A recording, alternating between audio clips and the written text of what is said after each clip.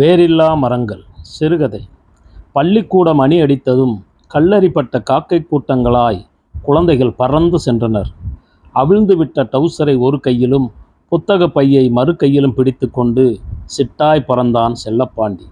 பள்ளிக்கு மறுநாள் விடுமுறை என்ற மகிழ்ச்சி ஒரு பக்கம் இருந்தாலும் பசிதான் அவனை பாடாய்படுத்தி வீட்டை நோக்கி வேகப்படுத்தியது. ஓட்ட ஓட்டமாய் ஓடி வீட்டை நெருங்கியவன் வீட்டுக்குள் யாரோ சண்டை போடுவது மாதிரி சத்தமாக பேசிக்கொண்டிருந்ததை கேட்டவுடன் சற்று வேகத்தை மட்டுப்படுத்தினான். சாதாரண நாட்களாக இருந்தால் அவன் வீட்டிற்குள் நுழையும் முன்பே அவன் வீசும் புத்தக பைதான் அம்மாவின் தறிக்கரையில் சொத்தொன்று போய் விழும். இன்று வேற்று ஆள் உள்ளே இருப்பதால் அவன் அவ்வாறு செய்யவில்லை. மெதுவாகவே வீட்டிற்குள் நுழைந்தான். முத்துச்சங்கு மாமா தான் கோபமாக பேசிக்கொண்டிருந்தார்.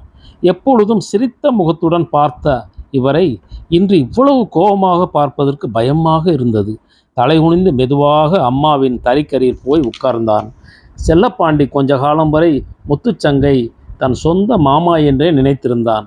விவரம் தெரிந்த பிறகுதான் பழகிய பழக்கத்தினால் வந்த உறவு என்று தெரிந்து கொண்டான். செல்லப்பாண்டியிடம் அந்த அளவுக்கு பிரியம் காட்டுவார். அவனை கண்டால் விடமாட்டார். இழுத்து பிடித்து மடியில் வைத்து கொள்வார். இல்லையென்றால் தலைக்கு மேலே தூக்கி தூக்கி போட்டு பிடிப்பார். மேலும் தலைக்கு மேலே தூக்கி பிடித்து வயிற்றில் முகத்தை அழித்து புர் என்று சத்தம் எழுப்புவார். தாடியும் மீசையும் பட்டவுடன் ஒருவித சிலிர்ப்பை உண்டாக்கும் அவனுக்கு. மாப்பிள்ள, நம்ம வீட்டில் பொண்ணு இருக்கு, கெட்டிக்கிறீங்களா என்று கேட்பார். அவன் பதில் சொல்ல முடியாமல் நெளிவான். அந்த நேரத்தில் அவனுடைய அப்பா சண்முகம்தான் பதில் கூறுவார். சும்மா கெட்ட முடியுமா? காரு பங்களாவோட பொண்ணு வந்தால் தான் கெட்டுவோம். என்னப்பா என்பார். அடேங்க அப்பா, அப்போ நீங்கள் பெரிய ஆஃபீஸர் ஆயிடுவீங்கன்னு சொல்லுங்க என்பார் ஆச்சரியமாக. ஆமாம், ஆயிடுவோம்ல என்று அதற்கும் அவர் அப்பா தான் பதில் சொல்வார். ஆகுங்க மாப்பிள்ள, ஆகுங்க. எங்களோட போட்டு இந்த பாலா போன நெசவு தொழில். நீங்களாவது நல்லா படித்து சூட்டு கோட்டு போட்டு ஆஃபீஸராக வாங்க. அம்மா அப்பாவை கங்கலங்காமல் வச்சு காப்பாந்துங்க சாமி என்று சொல்வார். இந்த மாதிரி சம்பாஷணைகள் அடிக்கடி நடக்கும். அவன் பள்ளிக்கூடம் விட்டு எப்பொழுது வந்தாலும் அப்பாவின் தறிக்கெதிரே தான் உட்கார்ந்திருப்பார் முத்துச்சங்க மாமா. இவனுடைய அம்மா அப்பாவை அக்கா மாமா என்று முறை வைத்து தான் அழைப்பார். பேச்சு குடும்பத்திலிருந்து புறப்பட்டு நாடு நகரம் எல்லாம் சுற்றி திரும்பவும் குடும்பத்திலேயே வந்து முடியும். இவை எல்லாவற்றிற்கும் இவனுடைய அப்பா தறியில் நெய்து கொண்டே பதில் சொல்லி கொண்டிருப்பார். ஒரு கைதேர்ந்த பரதநாட்டிய கலைஞனைப் போல கால்களும் கைகளும் இயங்கிக் கொண்டேதான் இருக்கும். அவ்வப்பொழுது வழியும் வியர்வையை துடைப்பதற்கு மட்டுமே தறி சற்று நிற்கும். பேச்சு சுவாரஸ்யத்தில் சில சமயங்களில் சாப்பாட்டு வேலையும் தாண்டிவிடும். அந்த மாதிரி நேரங்களில் நம்ம வீட்டில் சாப்பிடுங்க மாப்பிள்ள என்று எவ்வளவு வற்புறுத்தினாலும் சாப்பிட மாட்டார்.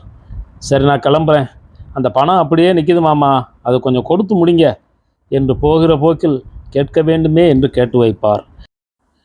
நானும் எப்படியாச்சும் பணத்தை கொடுத்து முடிச்சிடணும்னு கையை ஊனித்தான் கர்ணம் போட்டு பார்க்குறேன். முடிய மாட்டேங்குது. சீக்கிரம் முடிச்சிடறேன் மாப்பிள்ள, மயங்காதீங்க, பொறுத்துங்க என்று அப்பா பதில் சொல்வதை அடிக்கடி கேட்டிருக்கிறான். இவனுக்கு ரொம்ப நாளாகவே ஒரு சந்தேகம். அம்மாவிடம் ஒரு நாள் கேட்டான். ஏம்மா, நாம் முத்துச்சங்கு மாமாட்ட கடனாமா வாங்கியிருக்கோம்? அதற்கு அம்மா, ஆமாப்பா, அக்கா கல்யாணத்தப்போ வாங்கினது. நல்ல நேரத்தில் உதவி பண்ணிச்சு. இன்னும் கொடுத்து முடியல. நம்ம நிலைமை தெரிஞ்சதுனால அனுசரித்து போகுது என்றார். பணம் கேட்டுத்தான் இந்த முத்துச்சங்கு மாமா சத்தம் போடுகிறார் என்று மட்டும் தெரிந்தது. முத்துச்சங்கன் கண்களில் கனல் தெரித்தது. நாளைக்கு நான் வருவேன், பணத்தை எண்ணி வைக்கணும், இல்லைனா தறியில் இருக்கிற பாவை கழட்டிட்டு போயிடுவேன். அப்புறம் என் மேலே வருத்தப்பட்டு பிரயோஜனம் கிடையாது என்று கராராக கூறினார். இப்படி திடுதிப்புன்னு பணத்தை கொடுன்னா எப்படி மாப்பிள்ள என்றார் பணிவாக. முதல்ல அந்த மாப்பிள்ளை நோப்பிள்ளைன்னு சொல்கிறத நிப்பாட்டுங்க. இப்படியே சொல்லித்தானே 5 வருஷமாக ஏமாற்றிட்டு வர்றீங்க. அன்னைக்கு என்ன சொல்லி பணத்தை வாங்கினீங்க? கல்யாணம் முடிஞ்சதும் மொய் பணத்தை எடுத்து அப்படியே தந்துடுறேன். நீங்கள் தந்தீங்களா? இல்லையே. நானும் குடித்தனம் தானே படுறேன், வேறு எதுவும் பண்ணலையே. கோபத்தின் விளிம்பில் நின்று பேசிய முத்துச்சங்கை பார்த்து, பொறுத்தீங்க, ஒரு 2 நாள் பொறுத்துங்க. ஊர்லேருந்து வந்திருக்கிற மகளையும் மருமகனையும் நல்லபடியாக அனுப்பி வச்சிடறேன் என்று கெஞ்சி கேட்டார் சண்முகம். நான் பணம் கொடுத்தது உங்கள் மக கல்யாணத்தப்ப. இப்போ அதுக்கும் கூட 2 குழந்தைங்க ஆச்சு. இன்னும் பொறுத்துக்கிட்டு போக நான் ஒன்றும் கேனப்பைய கிடையாது என்றார் முகத்தில் அடித்த மாதிரி. தம்பி, இந்த ஒரு தடவை பொறுத்துங்க, சீக்கிரம் கொடுத்துட்றோம் கெஞ்சினால் அவனுடைய அம்மா முத்துலட்சுமி. அவரால் முத்துலட்சுமியின் முகத்தை நிமிர்ந்து பார்க்க முடியவில்லை. மாப்பிள்ளை, தயவு பண்ணி இந்த ஒரு தடவை பொறுத்துக்குங்க. நீங்கள் தறியில் இருக்கிற பாவை கழட்டிட்டு போயிட்டா ஊரில் நான் சேர்த்து வச்ச மான மறுவாதையெல்லாம் போயிடும்.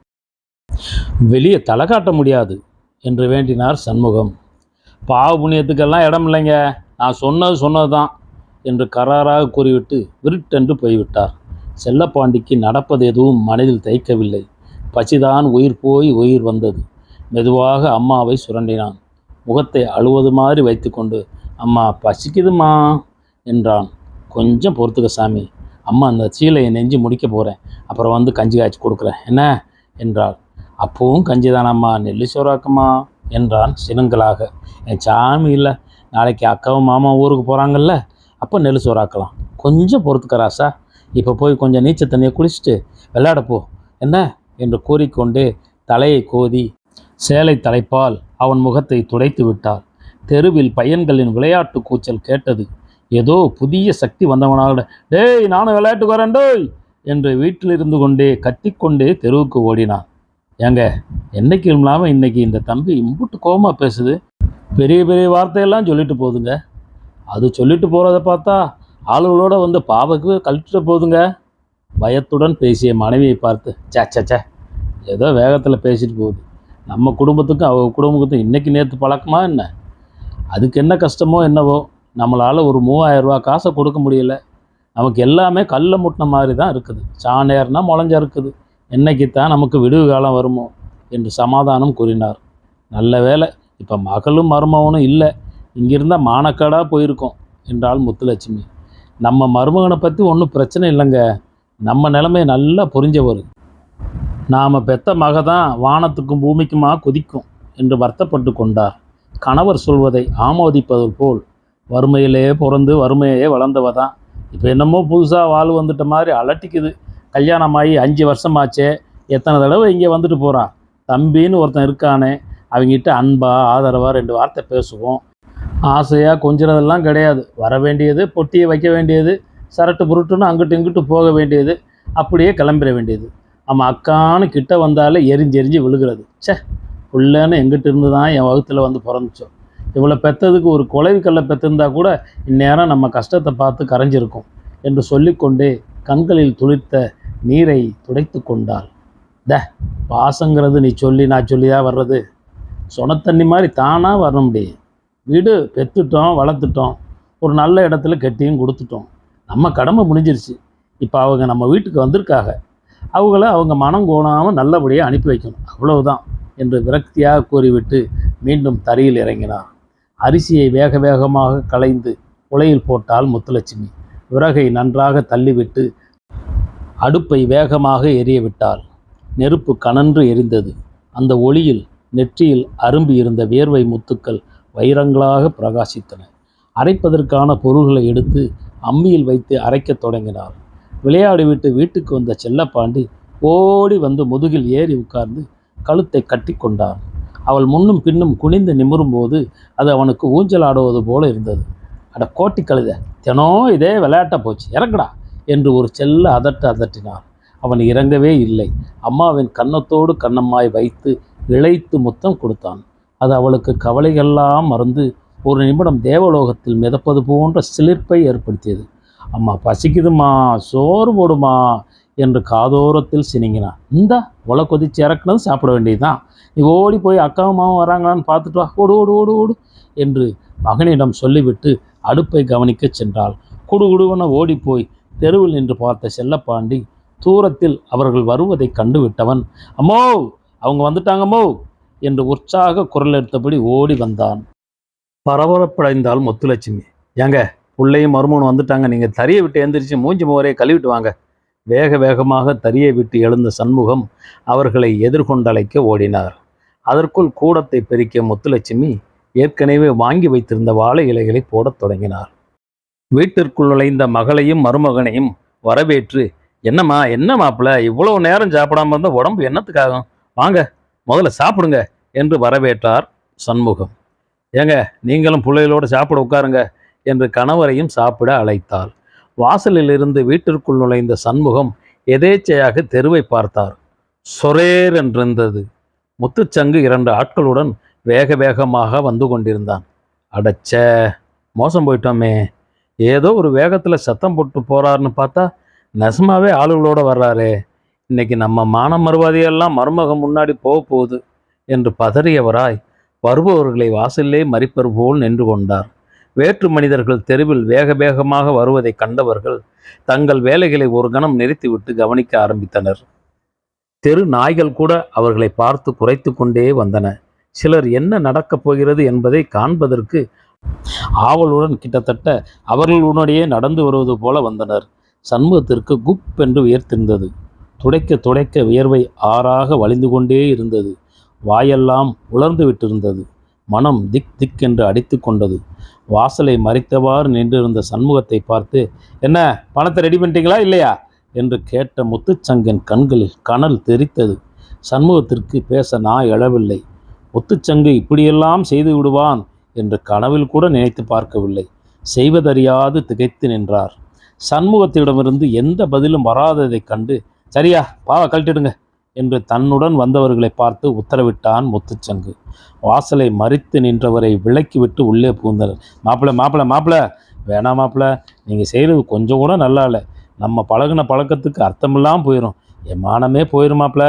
எல்லாரும் வேடிக்கை பார்க்குறாங்க மாப்பிள்ள.